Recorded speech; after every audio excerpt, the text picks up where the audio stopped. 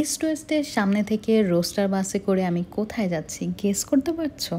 আচ্ছা, গেস করার দরকার নেই, আমি নিজেই বলে দিচ্ছি। আমি আজকে চলে যাচ্ছি একটা রিসর্টে। আজকে না, আমি আগের মাসে এই রিসর্টটাতে গিয়েছিলাম 9 তারিখে, কিন্তু আমি আজকে ভিডিওটা বানাচ্ছি কারণ আমি এতদিন সময় পাইনি। বাট এখন আমার কোরবানি ঈদের ছুটি চলছে, সো এখন আমার সময়, তাই আমি এই ভিডিওটা এখন মেক করছি। আর এই যে শুরু হয়ে গেল bus journey and all went crazy. আমরা যারা বনশ্রীর আশেপাশে থাকি তারা সবাই ইস্ট ওয়েস্টের সামনে থেকেই বাসে উঠেছি, আর আমাদের কয়েকজন ফ্রেন্ড সামনে মিরপুর থেকে উঠবে। আর এই পুরো রেজর্ট ট্যুরটাতে আমার সবচেয়ে বেশি মজা লেগেছিল বাস জার্নিটা। বাসে এত মজা করেছি আমরা সবাই, নাচ গান। আমি যদি এই ফুল রেজর্টটাকে একটু ভাগ করতে চাই তাহলে আমি 80% এনজয় তো বাসেই করেছি বলবো। অ্যান্ড থ্যাঙ্কস টু মালিহা আমাদেরকে এই বাসের আইডিয়াটা দেওয়ার জন্য।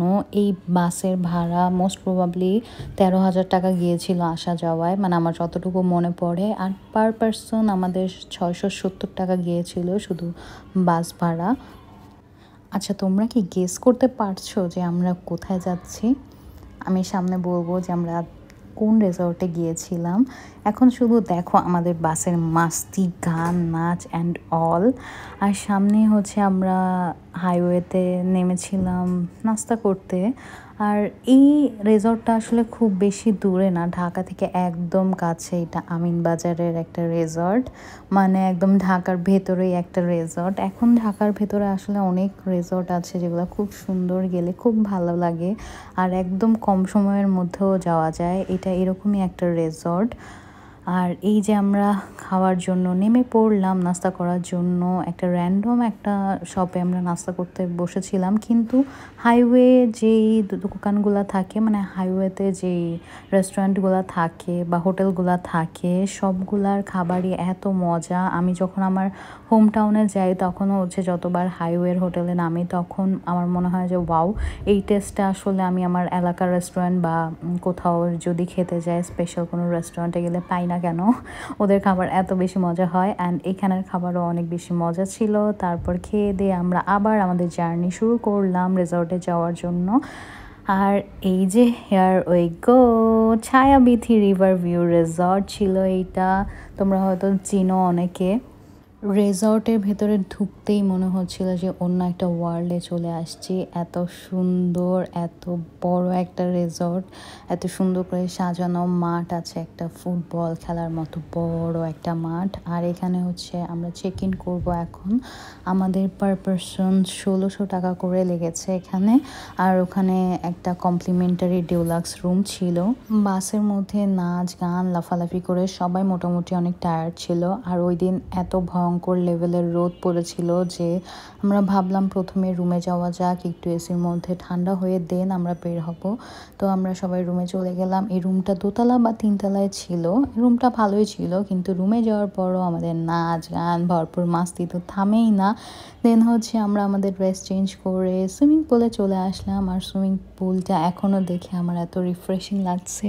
এটা 2টা ভাগে ভাগ ছিল সুইমিং পুলটা, একটা বড়দের জন্য আর একটা হচ্ছে ছোটদের জন্য।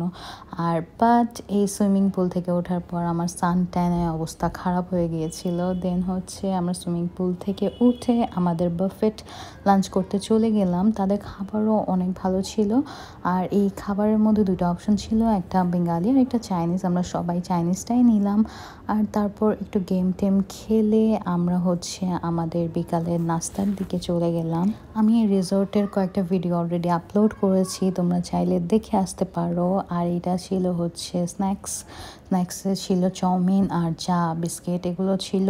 দেন হচ্ছে আমরা এই যে রুমটা অফ করে চলে যাই। এটার বাইরের দৃশ্যটাও অনেক বেশি সুন্দর ছিল। আর এইটা সন্ধ্যা হওয়ার পর আমার মনে হচ্ছিল যে সকালের থেকেও সন্ধ্যার ভিউটা এইটা মারাত্মক ভিউ দেয় সন্ধ্যাবেলা। অনেক সুন্দর। আমার তো মনে হচ্ছিল যে আমরা সকালে না এসে যদি সন্ধ্যায় এসে নাইট স্টে করতাম আরও বেশি এনজয় করতে পারতাম। দেখো এটা কত সুন্দর, চোখটা জুড়িয়ে যাচ্ছে আমার এখনও। তো অনেক সুন্দর লাগছিল। আর এই দেখো এটা দুইটা ভিউই কিন্তু অনেক সুন্দর। তো আমি বলবো যে যাদের হচ্ছে যে রাতে থাকতে পারবে রিসর্টে, তারা হচ্ছে যে মাস্ট এই রাতে থাকার প্ল্যানিং নিয়েই যাবে, কারণ রাতের বেলা বা সন্ধ্যাবেলার এটার ভিউটা আরও অনেক বেশি বেশি সুন্দর, একদম ডাবল ট্রিপল টাইপ সুন্দর। আর এই দেখো আমাদের তো যাওয়ার টাইম হয়ে গেল, কিন্তু মনই ভরছিল না, যেতে ইচ্ছা করছিল না, বাট চলে যেতে হবে। এই দেখো বাই বাই। এটা হচ্ছে আরও যখন রাত হয়েছিল তখনের, তো আমি একটু আগে দেখালাম হচ্ছে সন্ধ্যাটা, এখন হচ্ছে রাত হয়ে গেছে। তো রাতে আমরা এখন বিদায় নিব, বাই বাই। সুন্দর জায়গাটা ছেড়ে চলে যাচ্ছি, টাটা। বাট এই এমন একটা দিন, মানে আমি যত যে লাইফে পিকনিকে গিয়েছি এমন হয়েছে যে আমরা শুরুতে হয়তো বাসে এনজয় করেছি, বাট আসার সময় হচ্ছে সবাই অনেক টায়ার্ড থাকে, ঘুমিয়ে যায়। বাট এই দিনটাতে আমরা শুরুতেও বাসে লাফালাফি নাচানাচি করেছি, এবং যখন আমরা ব্যাক করব তখনও সবার এনার্জি একদম হাই, সবাই নাচতে নাচতে বাসায় গিয়েছে। এই যে টাটা দিয়ে আমাদের বন্ধুরা চলে যাচ্ছে এক এক করে সবাই বাসায়। সো সবাইকে বাই বাই, থ্যাংক ইউ।